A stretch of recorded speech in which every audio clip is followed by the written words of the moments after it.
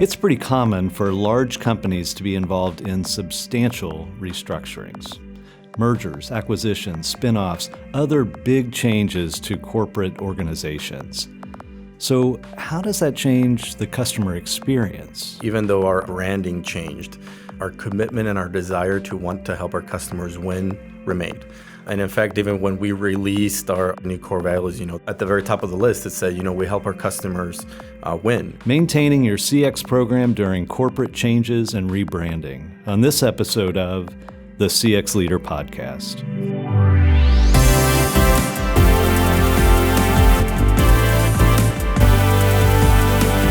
The CX Leader Podcast with Steve Walker is a production of Walker, an experience management firm that helps companies accelerate their CX success. Find out more at walkerinfo.com. Hello, everyone. I'm Pat Gibbons. I'm sitting in today for Steve Walker on the CX Leader Podcast, and we appreciate you listening today. On the CX Leader Podcast, we explore topics and themes to help leaders like you leverage all the benefits of customer experience. It's pretty common with companies, as they grow, they acquire, they merge, and as they continue to grow, it sometimes makes sense to spin off certain parts of the company into new, separate organizations. Often that includes rebranding to something completely new to the public. Naturally, that has implications on customer experience, affecting communication, managing expectations, and trying to maintain customer loyalty.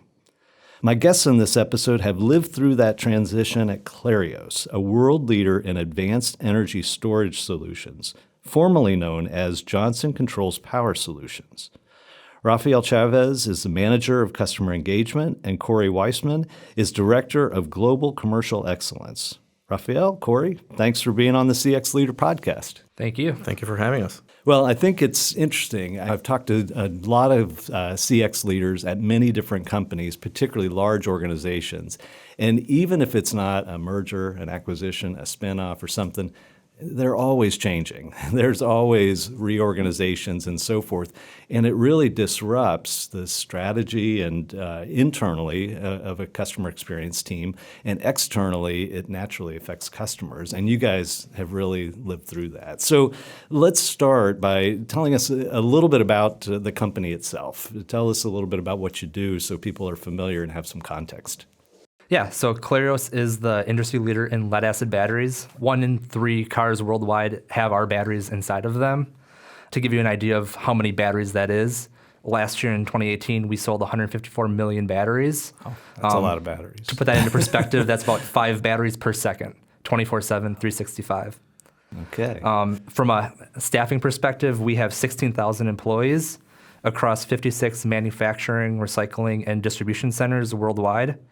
Our global headquarters is in Milwaukee, Wisconsin, and we have regional headquarters in Monterrey, Mexico, Hanover, Germany, and Shanghai, China. Additionally, we're also the world's largest automotive battery recycler, with 8,000 batteries being recycled per hour across the globe, which helps lower energy and greenhouse gas emissions by 90% through the use of these recycled raw materials. Yeah.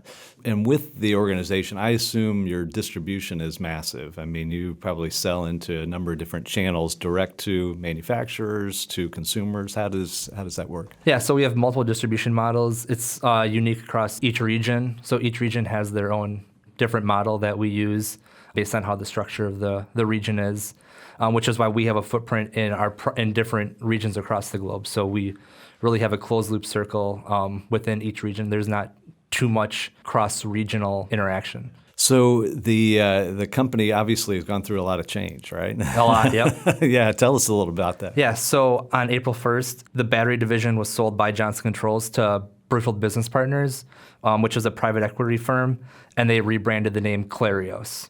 So although the company was rebranding Clarios from Johnson Controls, our brands in the market have not changed. So in different regions, we have our primary brands that we sell, and those will still remain as the key brands. So we have our global brand Optima, and then we have regional brands such as LTH, Varta, Delcor, Heliar, and Mac, which are still common in the marketplace. Even though we became a new company, our brands have not changed. Okay. So I imagine from a customer perspective, in your distribution model, obviously they're dealing with a new name, but consumers are not so much, correct? Exactly, yeah. So the battery that was in the market before April 1st is still the same battery that's in the market after April 1st. When did you become aware that the change was going to take place? Is it something that kind of came up on you quick, or were you able to plan? So it was about sometime in 2017 when Johnson Controls decided to do the strategic review of the Power Solutions business.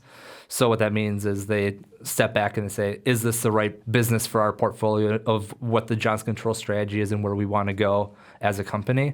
So that involved a variety of different aspects, such as a separation to a spinoff, a purchase, or a joint venture, or simply doing nothing, saying this does make sense as part of our portfolio, but really taking the time to step back and say, what is the best possible outcome for Power Solutions to succeed as a company for both themselves and for Johnson Controls?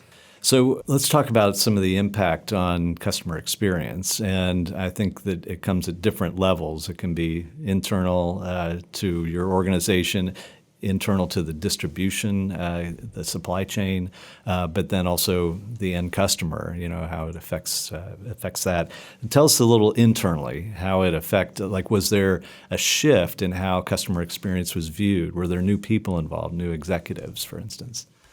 No, and I think that's something really important that Kory just mentioned. Even though our branding changed, really our commitment and our desire to want to help our customers win remained. And in fact, even when we released our core values, our new core values, there was still at the very top of the list, it said, we help our customers win. And it's something that it's still innate within our DNA, So at a very raw form, CX is within everybody, within the organization. And so we still have people that as soon as the survey results come out, want to understand how their customers are viewing our particular processes or experiences with us. And it's really something really exciting to see that, when the workshops are announced, that everybody wants to be a part of those workshops. You have people not just within the commercial team, but people in the operations that really want to be a part of this. And okay, I want to know how I can help. And so that commitment still remains internally, and that excitement for CX still remains. This is probably a hard question to pinpoint, but having that type of culture, I'm sure there are a number of listeners that are envious of that. How did you build that? I mean, is there any secret sauce, or is it just something over time that was just part of the culture of the organization, or was it something that senior leaders always believed? What was the experience within your company? So I think, don't get me wrong, I think that there's still those challenges, right? And one of the things that we still remain challenging, and I'm sure probably a lot of your listeners will relate to, is we still somehow see that customer experience is very much tied at the end towards commercial. And so it's seen as, the survey is a commercial tool that they utilize to help us understand our customer experience, but it lives within commercial. And so one of the really big initiatives now under Clarios and utilizing these new value sets that came out is really say, okay, how can each employee within the organization understand what their contribution to customer experience is? And that's really something that with our new direction, new leaders that we have, they really understand that part, and they're really helping us drive that. One of the things that we're implementing this year is trying to take a robust annual survey and basically almost disintegrate it throughout the entire year. So there's that constant touch point to take that passion that exists once a year for those workshops to make it occur throughout the year, having those multiple touch points. And even though it's not as big and robust, it's small, minute pulses that we get to start saying, it doesn't mean that everybody has to be involved, but maybe these micro teams that start taking those results that you have and start building that culture. So it's a very passionate community certain parts of the year. And so we want to take that and really, expand it and say, let's keep that motivation going. Let's keep that passion going. And so it's something that we definitely have the commitment from our leaders wanting to share that and make everybody understand that. Yeah. Well, I think that's fantastic that is one of the things that didn't change, Yeah. Because I think we have others. I'm sure there are listeners out there that would say, gosh, when we went through a big change, we had new people come in, new executives that now we had to rationalize or justify, what we were doing. So I'm curious, even when you get new people in at any level, how do they get embedded in that culture? Is it something they just kind of catch on to, or is it through workshops and other trainings? I think it's through workshops, and I think one of the things that we're doing this year, we brought in a new team member, and we're starting the onboarding process, where on there we're really saying, okay, these are the pillars that you need to understand as as a sales manager, as an example, to understand what that is. And in there is laid out customer experience. And it says, okay, this is what it means for you to be involved in X, Y, and Z. And for customer experience, it means that you need to be aware of this, this, and this. And so it's something that we're slowly working through. But I think a lot of it is kind of just by transferring, and they see their leader wanting to be involved and saying, our CX results are important, our CX workshops are important. I want you to be a part of that. I think that's a lot of that has to do with that. It's good role modeling, right? Yeah, nothing role can modeling replace that. Yeah. Yeah, and I would just jump in and kind of say that what we're doing as an organization now that we've separated from Johnson Controls, we've looked at this as a great time to review our commercial operating system. And what our commercial operating system is it's a set of world-class commercial practices that enable competitive advantage to improve our customer loyalty, market leadership, and shareholder value, as well as ultimately maximizing profitable growth for the enterprise. So that enables 8 critical pillars, from sales management to customer experience and channel management, among a variety of other topics, that really say these are the critical commercial practices that you need as a organization to succeed in the commercial space. We did this similarly on the manufacturing side, where we've seen great success on the operation side, and we're really trying to mirror that and grow that in the commercial space to say these are the practices that you need to follow as a commercial leader to really grow the commercial space and your maturity in that area.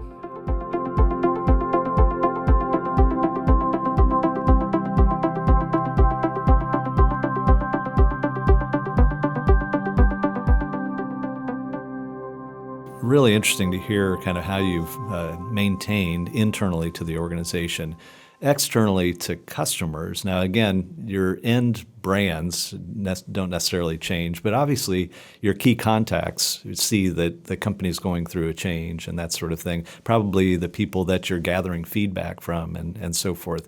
How did you manage through that? And was there a big change in just even informing them, here's what we're going through, here's what it means for you, setting expectations? How does that take place? I think we did a really good job, because this was about a 1.5 year long process of the strategic review. So our customers weren't surprised that this was happening. It wasn't hey, tomorrow you're going to be a new company. We're no longer Johnson Controls. By doing that, it kind of calmed the waters for a lot of our customers to really say they know this is happening. They know nothing's really going to change for the most part because of this review. And when we got purchased by Brookfield Business Partners, what really happened was our whole organization stayed as it was. It was more of a lift and shift. So our customers' contacts didn't change. Our account owners were still the same. The people still went to the same offices. They still got the batteries from the same people. Our customers order batteries on the same platforms. Nothing from a customer standpoint really changed outside of the name Johnson Controls becoming Clarios. Yeah. I think, to add to one of the, it was really a really good initiative that our leaders took where they really went to customers and created that assurance. They said, I'm here sitting with you today. A month from now or a year from now, whenever this transition occurs, it's still going to be me sitting here with you today. And so we really created that assurance that, to your point, the fact that it was a year, even, in fact, we asked the question during the survey, and I think it was over 83% of people knew and were aware and felt comfortable with the change, that we were going to go from Johnson Controls Power Solutions to Clarios. And in fact, when we were announcing the survey, we sent out this about a month in advance. We sent out a pre-notification video to all the invitees and saying the survey was coming out and everything. And within that video, we had our 2 top leaders explain part of the transition from Johnson Controls Power Solutions to Clarios. And that also really helped us within our the tactical aspect of the survey responses, where we didn't really see a dip. People still knew that Clarios was Johnson Controls Power Solutions. And so our percentage participation remained basically flat. Yeah. And so I think, we really have to give credit to the marketing and communication and really our leaders that, created that assurance that said, it's still us. We're still going to make high quality batteries. You're still going to get it from the same place, and it's still going to have that primary contact service that you need. Yeah, and just to throw a little bit of kudos your guys' way, not only did we switch to a new company, but we also this was the first year that we used Qualtrics to conduct the survey. So not only are they getting a survey from a new company, they're getting the survey in a new way that they historically had not gotten before. So in order to keep our response rate flat through all of these changes has been not only a good job by our own internal team, but the support we've received from both Walker and Qualtrics has been fantastic throughout the survey process. Yeah, that's obviously always good to hear. Yep. So I'm intrigued with, anytime we talk about a change like this, I think a lot of people think of brand. Now, sometimes I think they take a shallow approach to that and say, oh, brand is the name, but the brand is so much more. And it sounds like the brand is pretty integrated with the customer experience at your company. I mean, part of the brand is really the experience that customers have. Is that a conscious effort at the organization? Are you working with marketing and communication to make sure that they're kind of intertwined and you guys are in touch with each other? I think yes.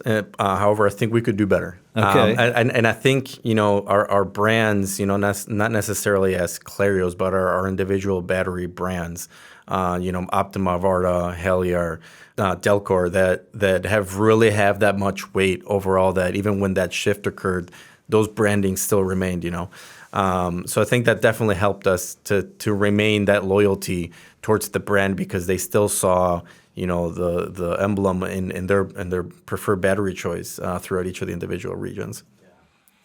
So we're kind of embarking on a new year. In fact, you're here in our studio today because you're talking CX with some of our people. What are some of your plans as you move forward and kind of reinforce some of the good work that you've been doing? I think the biggest plan this year, if we narrow it down, it could be top three.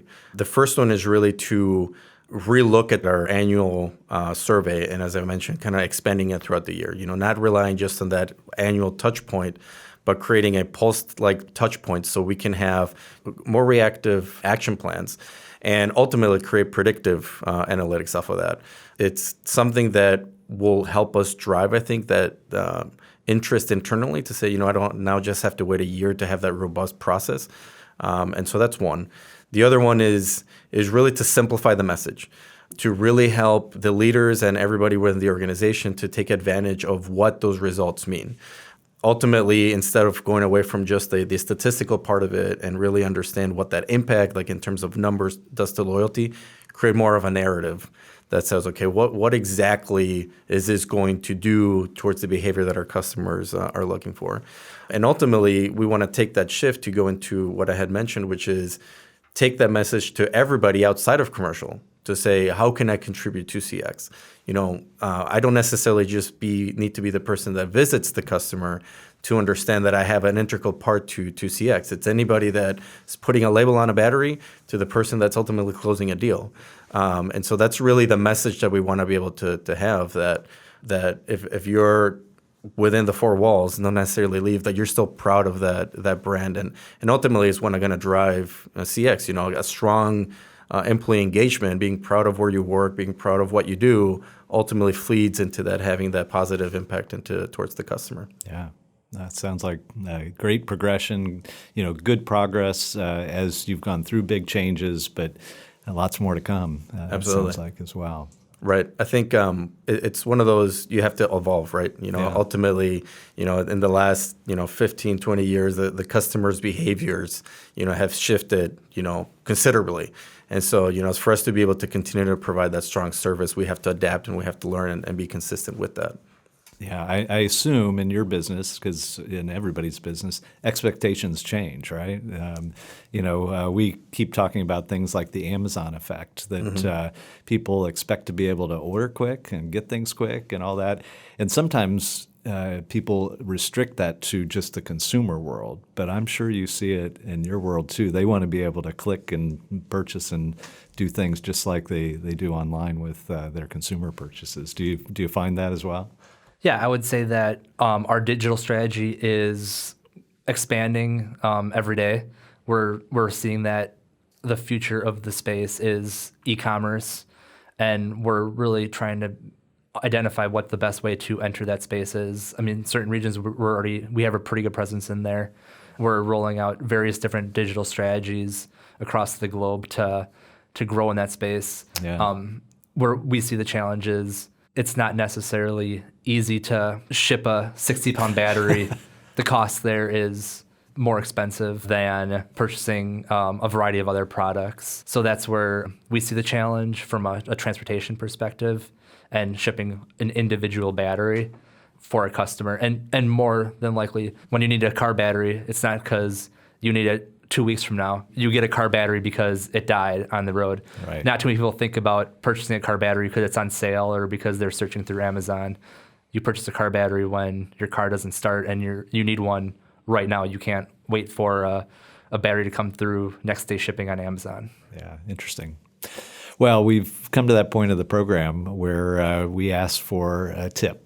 We call it our take-home value question. So if each of you could share one or two things that our listeners might find interesting about how to manage through a restructuring, a piece of advice that might be helpful to them. So as an organization, as you mentioned, goes through times of change and mergers and acquisitions. Everything as a company is being reviewed and analyzed. There's two key pieces that I would say that are important that I've noticed, and I can hand it over to Rafael to highlight as well. First of all, you want to make sure that your CX program is aligned to the organization's strategy as a company. Primarily, structure follows strategy. So if CX is not part of your company's strategy, the structure won't follow. Secondly, you must be able to show the value and the ROI that a CX program can bring. With everything being reviewed and analyzed, the leadership of the company is looking at what provides the most value, and it can seem like everything's on the chopping block. So being able to say this is the value that it brings to the company, to the customers, to the relationship, and really highlight what the value it brings as well as the ROI is critical to say this is why we do it, because I'm sure a lot of your listeners can confirm that customer experience it's a large investment. It's not a $5,000 purchase order that you're doing. It's a investment that has a return, and it's not just dollars, but it's people, it's resources that is really critical to show that this is the value it brings to the organization and to really grow with your customers. Excellent advice. Rafael, what do you have to add? I think, looking at it from the CX perspective, because it's something that we're still working on, but we definitely have found the value. And it's those two things that we have as an objective this year. It's, simplifying the message so ultimately you could deliver to the masses. Because it's one of those where, anybody can put a PowerPoint with numbers on there, but it's really saying, okay, well, what do I do with that number? And so it's the drive to try to say, okay, as I mentioned with the example of putting the label on the battery, have them really be aware that what they're doing is ultimately going to drive a positive experience. And it's something that we're still learning today to see how can we make that transition, how can we really focus on that behavior to make sure that people are doing that and are aware of that. Yeah. Well, I'm inspired by the progress that you guys have made and also what you've got planned, and I'm sure our listeners are as well. So, Rafael, Kory, thanks for being on the CX Leader podcast today. All right, great. Thanks for having us. Thank you. If you want to talk about anything you heard on this episode or how Walker can help you with your business customer experience program, feel free to email me at pgibbons@walkerinfo.com or email Steve at steve.walker@walkerinformation.com. Or give us a call here in the U.S. at 1-317-843-8890. Check out our website. We've got a new website. It's cxleaderpodcast.com. And you can find links to iTunes, Spotify, iHeartRadio, Google Play, and YouTube, all the ways to subscribe so that you can regularly listen to the podcast. You can also find our previous episodes, podcast series, contact information, and you can also let us know how we're doing. The CX Leader Podcast is a production of Walker. We're an experience management firm that helps companies accelerate their CX success. You can read more about us at walkerinfo.com. Thanks for listening, and we'll see you next time.